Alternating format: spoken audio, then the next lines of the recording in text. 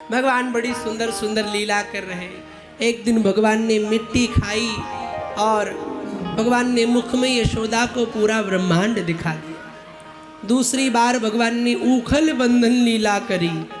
जब ऊखल बंधन लीला भगवान ने करी, उसके बाद जब यमलार्जुन का उद्धार किया, जब भगवान ने नलकूबर मणिग्रीव का उद्धार किया, उसके बाद भगवान गोकुल से वृंदावन आ गए नंद के कहने पर।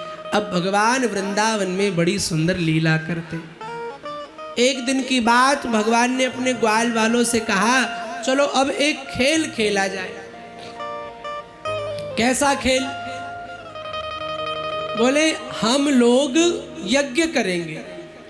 तो बोले लाला, यज्ञ में तो पंडित भी चाहिए, लकड़ी भी चाहिए, संविधा भी चाहिए। बोले लाला भैया, यज्ञ ऐसी करेंगे जिसमें नकली पंडित होएगो, नकली यज्ञ होएगो, नकली संविधा होगी। अब जंगल में पहुंच गए, यज्ञ शुरू, मधुमंगल बन गयो, पंडित दामा लकड़ियां तोड़ के ले आयो, और गुरु जी सबसे बड़े हमारे ठाकुर जी, ये बड़े यजमान। अब स्वाहा स्वाहा होने लगा। अब जब नकली यज्ञ हो गई तो कन्हैया ने कहा, भाई भैया यज्ञ करने के बाद तो भंडारा किया जाता है, अब भंडारा भी होना चाहिए।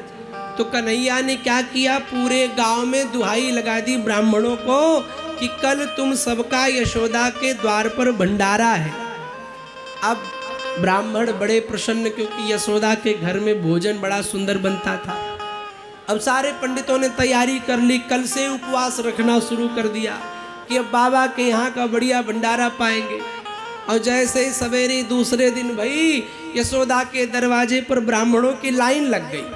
सब ब्राह्मण आते जावे। यशोदा रानी बाहर निकल के आई, अरे महाराज विप्रगण पधारो, स्वागत है, क्या बात है आज लाइन लगा दी?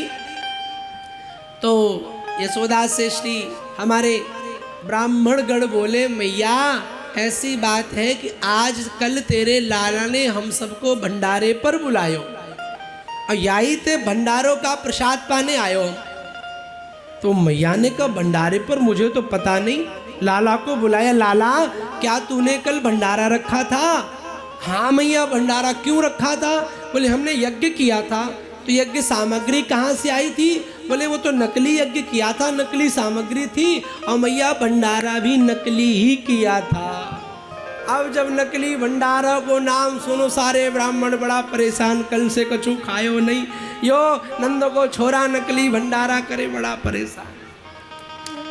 अब जैसे परेशान, मैया यशोदा ने कहा, चिंता मत करो, लाला ने अगर निमंत्रण दियो है तो तुम सबको प्रसाद जरूर मिलेगा, जरूर प्रसाद मिलेगा। मैया ने भोजन तैयार किया, ब्राह्मणों को भोजन कराया।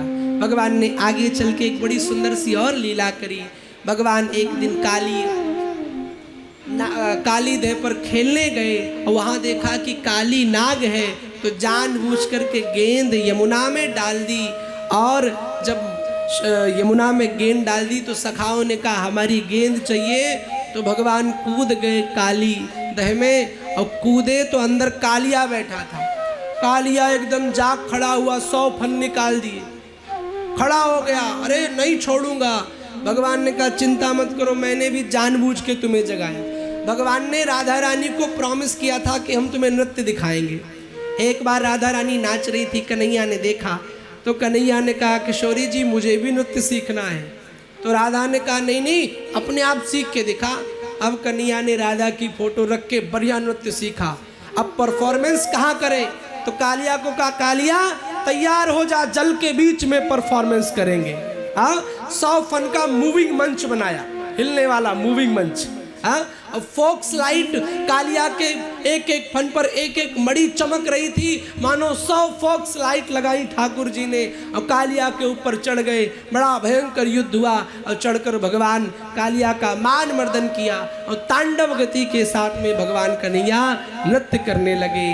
कालिया पर बैठ करके नाचे, कालिया चरणों में गिर गया। भगवान ने क्षमा किया, रमण द्वीप में भेजा।